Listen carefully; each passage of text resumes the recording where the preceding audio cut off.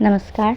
ये रामायण कथा पूरी तरह से श्रीमद् वाल्मीकि रामायण के ऊपर आधारित है। यदि आप इसका निरंतर श्रवण करते रहना चाहते हैं तो इस चैनल को सब्सक्राइब ज़रूर कर लें और आगे आने वाली सभी पॉडकास्ट के नोटिफिकेशन के लिए बेल आइकन को भी ज़रूर से प्रेस कर दें।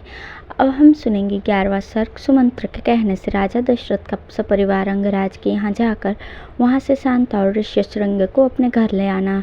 तदंतर सुमंत्र ने फिर कहा, राजेंद्र, आप पुनः मुझसे अपने हित की वो बात सुनिए जिसे देवताओं में श्रेष्ठ बुद्धिमान सनत कुमार जी ने ऋषियों को सुनाया था। उन्होंने कहा था, इक्ष्वाकु वंश में दशरथ नाम से प्रसिद्ध एक परम धार्मिक सत्य प्रतिज्ञ राजा होंगे। उनके अंगराज के साथ मित्रता होगी। दशरथ के एक परम सौभाग्यशालिनी कन्या होगी जिसका नाम होगा शांता। अंग देश के राजकुमार का नाम होगा रोमपाद। महायशस्वी राजा दशरथ उनके पास जाएंगे और कहेंगे, धर्मात्मन, मैं संतानहीन हूँ।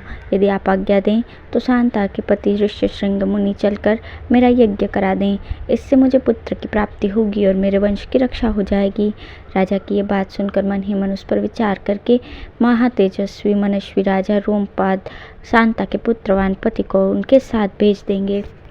ब्राह्मण ऋष्यशृंग को पाकर राजा दशरथ की सारी चिंता दूर हो जाएगी और वे प्रसन्नचित्त होकर उस यज्ञ का अनुष्ठान करेंगे। यश की इच्छा रखने वाले धर्मज्ञ राजा दशरथ हाथ जोड़कर द्विजश्रेष्ठ ऋष्यशृंग का यज्ञ पुत्र और स्वर्ग के लिए वरण करेंगे तथा वे प्रजापालक नरेश उन श्रेष्ठ ब्रह्मर्षि से अपनी अभिष्ट वस्तु प्राप्त कर लेंगे।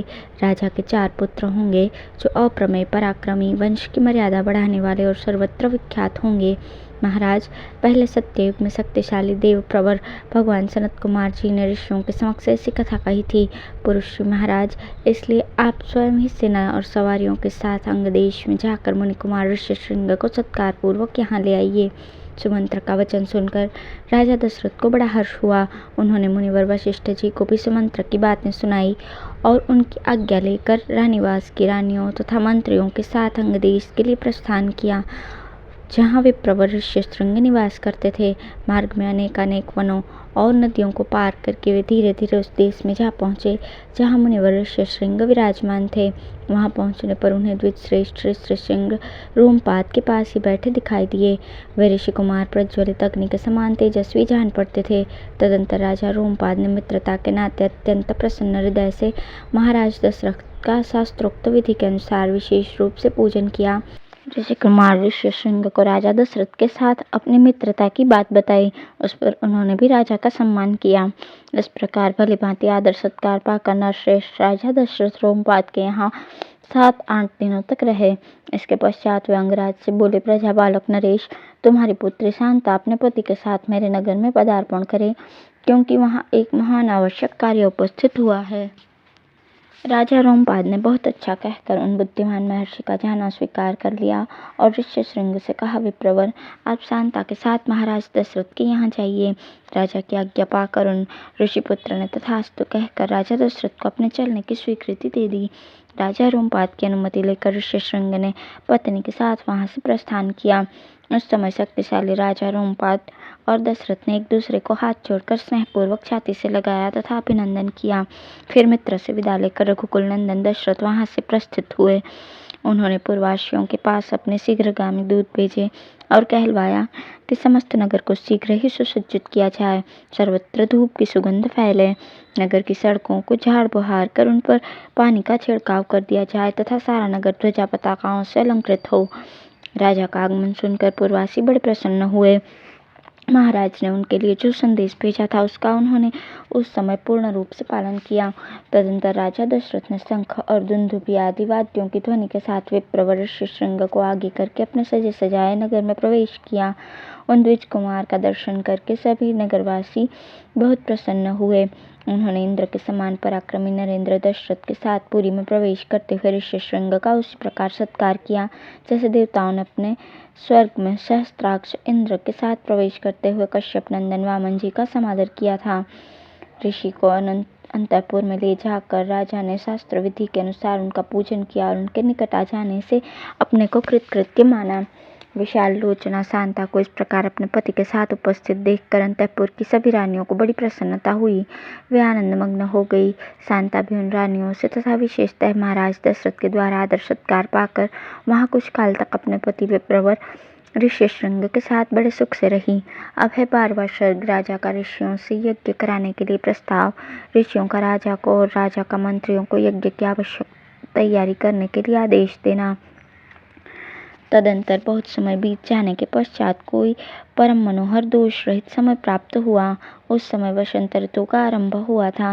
राजा दशरथ ने उसी शुभ समय में यज्ञ आरंभ करने का विचार किया।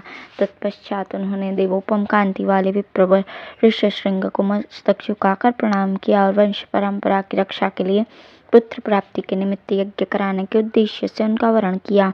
ऋष्यशृंग ने बहुत अच्छा कहकर उनकी प्रार्थना स्वीकार की और उन पृथ्वीपति नरेश ने कहा, राजन, यज्ञ की सामग्री एकत्र कराइए।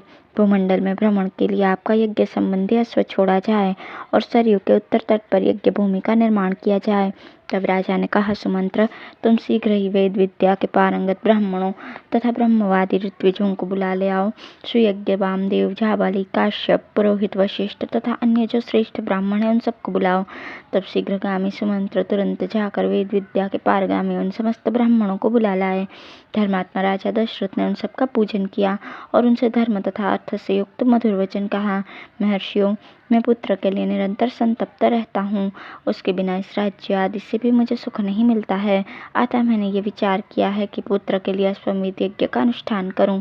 इसी संकल्प के अनुसार मैं अश्वमेध यज्ञ का आरंभ करना चाहता हूँ। मुझे विश्वास है कि ऋषिपुत्र ऋष्यशृंग के प्रभाव से मैं अपनी संपूर्ण कामनाओं को प्राप्त कर लूँगा। राजा दशरथ के मुख से निकले हुए इस वचन की वशिष्ठ आदि सब ब्राह्मणों ने साधु साधु कहकर सराहना की। इसके पश्चात ऋष्यशृंग आदि सब महर्षियों ने उस समय राजा दशरथ से पुनः ये बात कही, महाराज, यज्ञ सामग्री का संग्रह किया जाए, यज्ञ संबंधी अश्व छोड़ा जाए तथा सरयू के उत्तर तट पर यज्ञ भूमि का निर्माण किया जाए। तुम यज्ञ द्वारा सर्वथा 4 अमित पराक्रमी पुत्र प्राप्त करोगे, क्योंकि पुत्र के लिए तुम्हारे मन में ऐसे धार्मिक विचार का उदय हुआ है। ब्राह्मणों की ये बात सुनकर राजा को बड़ी प्रसन्नता हुई। उन्होंने बड़े हर्ष के साथ अपने मंत्रियों से यह शुभ अक्षरों वाली बात कही, गुरुजनों की आज्ञा के अनुसार तुम लोग शीघ्र ही मेरे लिए यज्ञ की सामग्री जुटा दो। शक्तिशाली वीरों के संरक्षण में यज्ञ अश्व छोड़ा जाए और उसके साथ प्रधान ऋत्विज भी रहें। सरयू के उत्तर तट पर यज्ञ भूमि का निर्माण हो। शास्त्रोक्त विधि के अनुसार क्रमशः शांति कर्म, पुण्यवाचन आदि का विस्तार पूर्वक अनुष्ठान किया जाए, जिससे विघ्नों का निवारण हो। यदि इस श्रेष्ठ यज्ञ में कष्टप्रद अपराध बन जाने का भय न हो तो सभी राजा इसका संपादन कर सकते हैं, परंतु ऐसा होना कठिन है, क्योंकि ये विद्वान ब्रह्म राक्षस यज्ञ में विघ्न डालने के लिए छिद्र ढूंढा करते हैं। विधिहीन यज्ञ का अनुष्ठान करने वाला यजमान तत्काल नष्ट हो जाता है। अतः मेरा ये यज्ञ जिस तरह भी विधिपूर्वक संपूर्ण हो सके वैसा उपाय किया जाए। तुम सब लोग ऐसे साधन प्रस्तुत करने में समर्थ हो। तब बहुत अच्छा कहकर सभी मंत्रियों ने राजराजेश्वर दशरथ के उस कथन का आदर किया और उनकी आज्ञा के अनुसार सारी व्यवस्था की। तत्पश्चात उन ब्राह्मणों ने भी धर्मज्ञ नृपश्रेष्ठ दशरथ की प्रशंसा की और उनकी आज्ञा पाकर सब जैसे आए थे वैसे ही चले गए। उन ब्राह्मणों के चले जाने पर मंत्रियों को भी विदा करके वे महाबुद्धिमान नरेश अपने महल में चले गए। इस प्रकार श्री वाल्मीकि निर्मित आर्ष रामायण आदि काव्य के बालकांड में 12वां सर्ग पूर्ण हुआ। धन्यवाद।